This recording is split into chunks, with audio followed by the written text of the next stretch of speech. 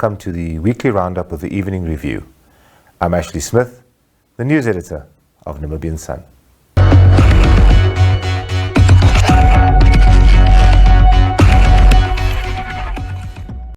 After the long weekend on Tuesday, Jemima Bucas sat down with Anna Vambe, the project manager of Startup Namibia.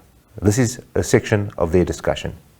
The German government is doing in Germany to support startups and small businesses, and we have looked at a couple of their programs in terms of cash transfers and so on, and we put it all together and came up with this program. So Anna, can you please just tell me what are the requirements? How do you become eligible for this project? And please, before you start that, please define startups. Yes.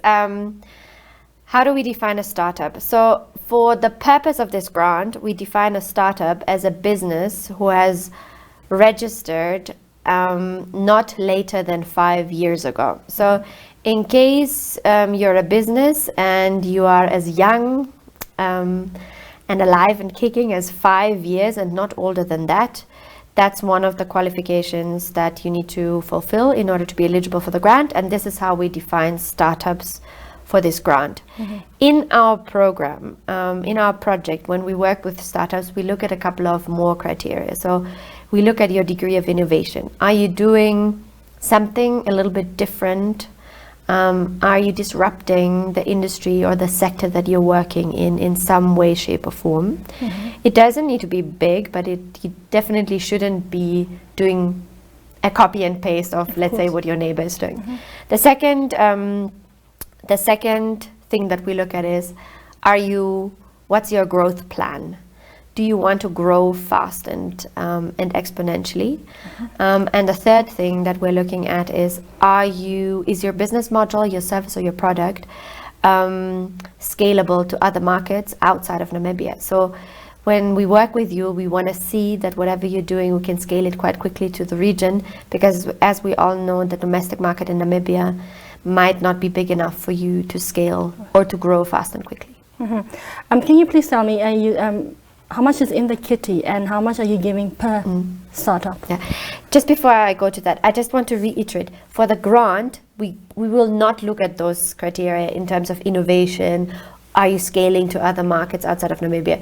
For this grant, as long as you're not older than 5 years as a business, mm-hmm. you tick the box for us as a startup. Mm-hmm. And you must be registered with the Social Security? Yes, the other eligibility criteria are, so you must not be older than 5 years. You must scan and upload your founding statement, mm-hmm. either from the Ministry of Trade or BIPA. You need to present your SME certificate. You need to present your Social Security registration, and you need to fill out a couple of questions that would allow us to evaluate your business continuity plan and how you're planning to get through the crisis. Mm-hmm. And on Wednesday, we were joined in the studio by John Maxey, a visually impaired man, and he has overcome great odds to make a success of himself. But you'll never be able to see, in the true sense of the word, seeing your friends and family again. How did you feel at the time? I actually, as it happened when I was quite young, I didn't really feel hard done by that, because most of my memories started when I was already visually impaired. I grew up with little vision, which I have until now. So to me it was normal life, and I thought that's how I was born even, although I have very, very limited recollections of normal vision. But I didn't really miss that normal vision. Indeed. Yeah. But as time went by, as you now grew into accepting your new realities, you must have had dreams growing up as a child, to say, when I grow up I want to be like this or like that. And at the time, I'm sure there were no many inspirations around you to say a person in a similar situation has gone on to achieve this or that. How did you feel at the time as far as pursuing your dreams was concerned? My dreams have been there since my youngest age, and in fact they were detached from my visual impairment. Yeah. Perhaps to the fact that I grew up as a normal child,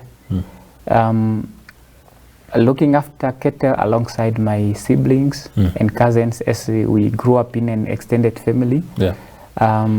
Cultivating the soil with anyone else, and when the cattle got into someone's field, I was also not spared the flock, just like anyone else. So to that extent, I didn't really treat myself special, and I had a dream just like anyone else around me.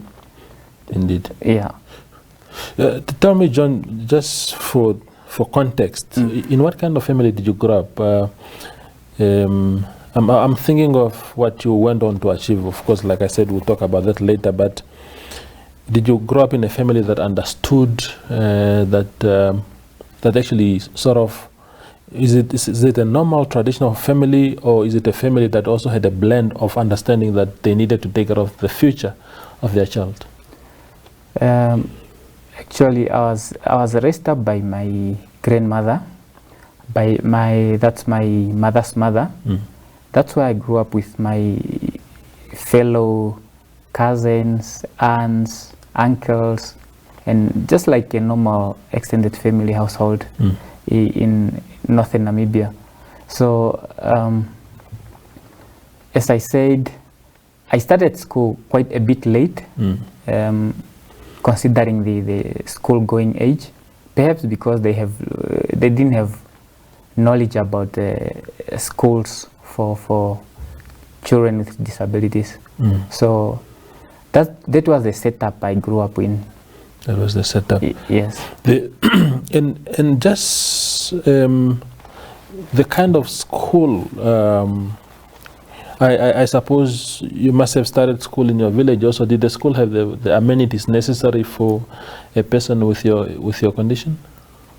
So actually now when I was growing up now, I started getting concerned that even my cousins that are much younger than I were going to school and I stayed behind. So I didn't know it was down to my vision, which is not able to allow me to go to a normal school in my village. So therefore later on, when I was even around 9 years, that's when I was enrolled at Elua Special School in Ongwediva. Yeah. Indeed. So then you, of course, I met you in high school. You were my junior by a year. We met in Gabriel Tapopi. Indeed. And you were, Gabriel Tapopi is not a special school. Yes, it's not. But just the same as university where you went eventually. But how was it working in or actually being in a school that is not a special school, but perhaps that only had special provisions for you? Maybe compared to Elua, how would you say the situation was at Gabriel Tapopi? Yeah, starting with Elua is a special school, yes, just as its name states. Yes. There in Elua, everyone around you is visually impaired, just like yourself. Yes. If not visually impaired, it's having hearing impairment. So there we are taught just like any other children are taught, but the difference was that we are using braille. You know, braille that we read with our fingers. Yes. So that's why I schooled until grade 10. From grade 10, I have to proceed to grade 11 and 12. That's now how I came to Gabriel Tapopi. On Thursday, Namibian Sun editor Toivo Njibela had a discussion, quite a lengthy discussion, with Lazarus Jacobs, a well-known businessman and comedian. And this is an excerpt from their interview.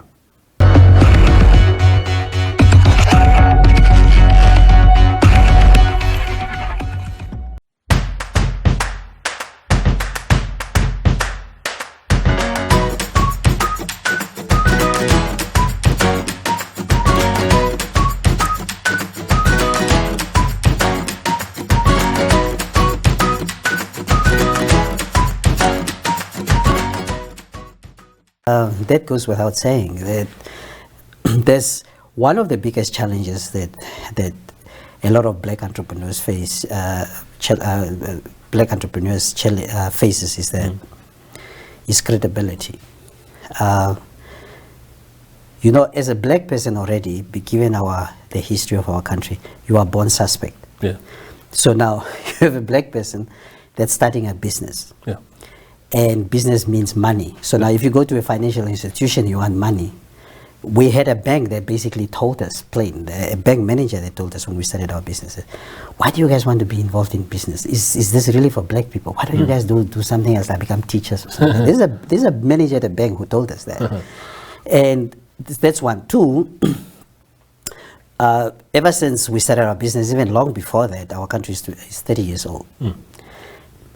There has been a consistent campaign against black entrepreneurs. So whenever there was a financial scandal of sorts, it's attributed to these black business people, and then we start giving black business people names like these opportunists, entrepreneurs, and things like that. Yeah. A black business person can do exactly the same thing that a white entrepreneur does, and the white entrepreneur will be, oh no, that's what they are supposed to do. Yeah. But a black business person will hear things like, oh, your rise in business was so quite rapid. Like you did, for example. Like I did. Right. Yeah, tell me, Laz, of course, against the background of what you've just explained, our country, the route that we walked to be where we are today, government also came up with legislation like black economic empowerment and related pieces of legislation to help ease your success in that space. What are your views on those legislations, first and foremost? But secondly, also, have you encountered a situation where you would say, here I'm now benefiting through this legislation? Is it actually a useful legislation?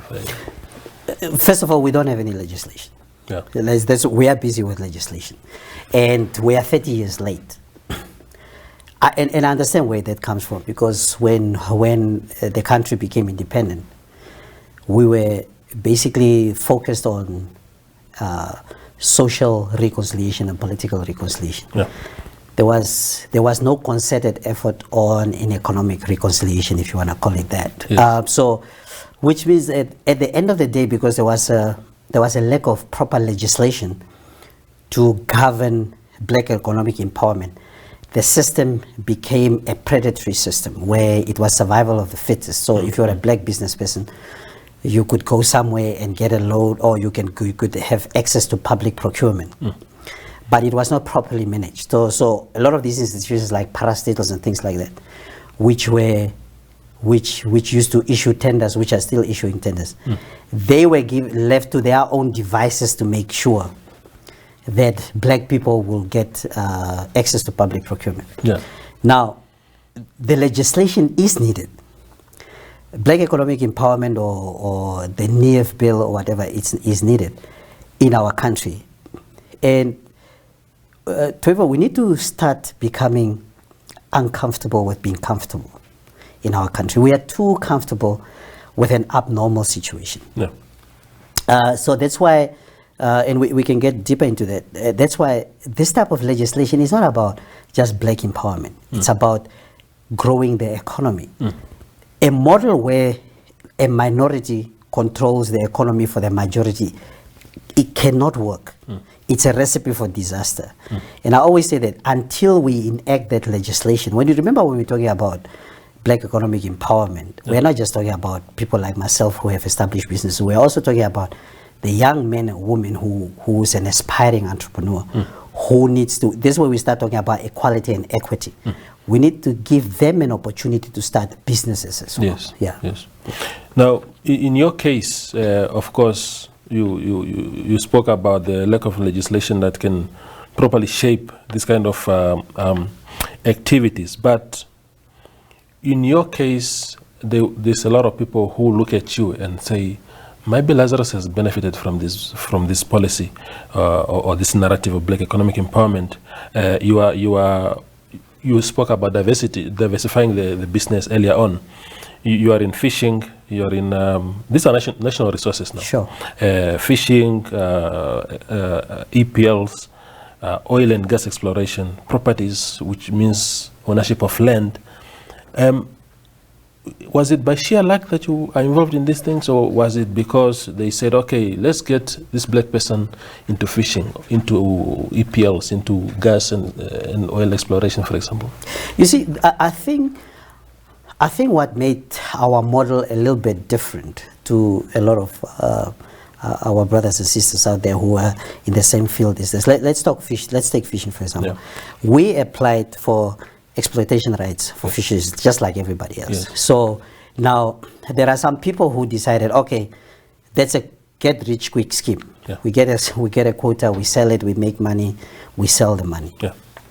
But what we did at Paragon is we went a step further. We said, no, we want to add value. So we developed a brand. One of the biggest strengths that we have in our business, and that's what Des and I did right from the beginning, we immediately identified the importance of having strong marketing tools in your business. Yeah. So we have a strong team. We have a team of people for the past 16, 17 years that help us to develop brands, to market our products and services properly. Yeah. So one of the things we did for fish, with our exploitation rights for fisheries, for example, was we created a brand called Chow. And Chow, what we did with Chow is we rolled out about 170 or 184 freezers for free in the informal sectors. Yeah. We gave them for free, and we said, but you need to sell our fish. So we created a brand. We have frozen packs, and we have tent fish, and we're selling it in the community. So now somebody is going to turn around and say, Laz, yeah, but you also got a fishing quota, true. Yes. But what did I do with that quota? And that's a mentality we need to start. We need to start inculcating, especially amongst black entrepreneurs, that it shouldn't just be a matter of get rich quick schemes. We need to add value. We need to create employment. We need to expand our economy. We need to enlarge the cake. That's where we are coming from, and we are one of many other people who are doing this. Not just that, but so we are saying the model of just exploiting for the sake of putting money in your pocket is not sustainable, and it's actually an act of betrayal on your own independence. We need to add value. We need to create employment. That's what true empowerment is all about. I hope I answered your question. And on Friday, Ukhone Tlagi sat down with Penda Itindi, the technical advisor to Finance Minister Ipumbu Shimi. Mr. Itindi, since the start of COVID, government introduced an economic stimulus package sort of to assist the slowdown in the economy.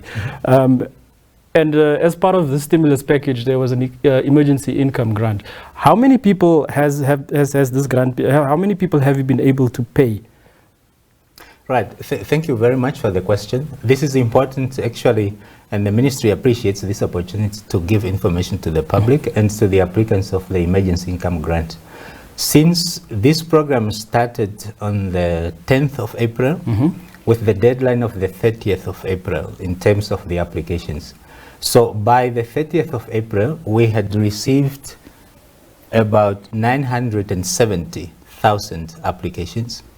That is against the target we estimated to be around 739,000. So we have received quite a good number of the applications.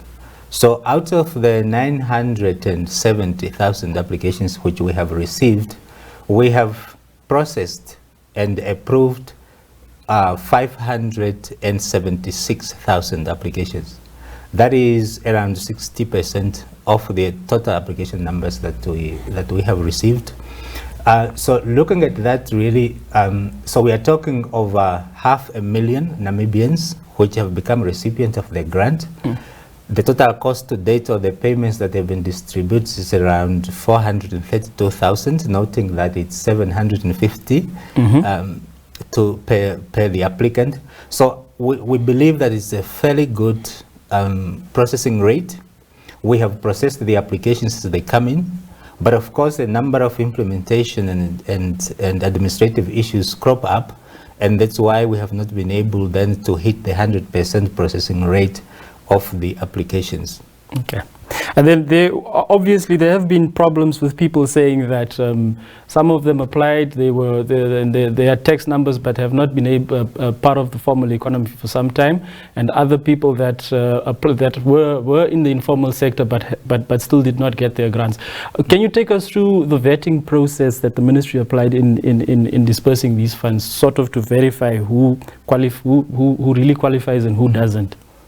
Yeah, no, thank you very much. I think it's an important question because this is also important for the applicants to understand the process which the ministry and the government in particular has followed in narrowing it down to the beneficiaries, to the target beneficiaries.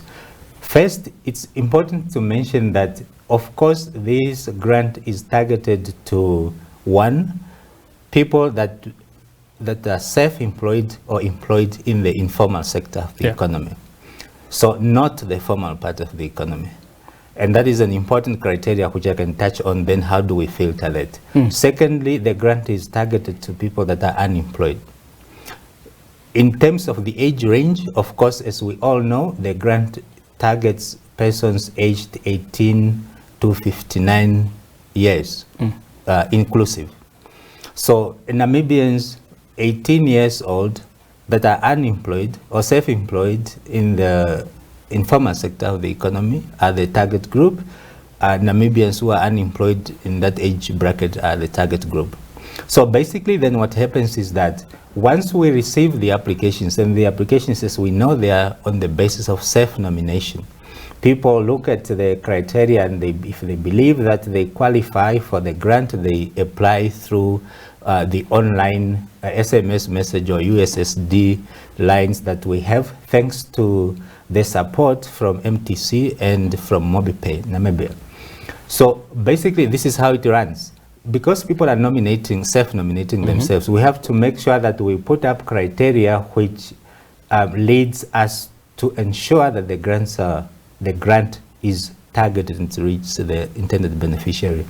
So the first thing, when it comes to the age of the person, so the first thing that allows us to make sure that we disburse to beneficiaries that are within 18 to 59 years old, we make sure that we have records, population register records. Thanks to the cooperation with the Ministry of Home Affairs, we have been then able to say that given the identity numbers of person, right? So we are able to run or to infer the age of the person. And therefore, those that fall below 18 years old or above 59 years old, we are able to run the exclusion part of it, right? So the second important part is also then to make sure that we are targeting the informal part of the economy and not the formal part of the economy. How do we do that? We look at the tax registration.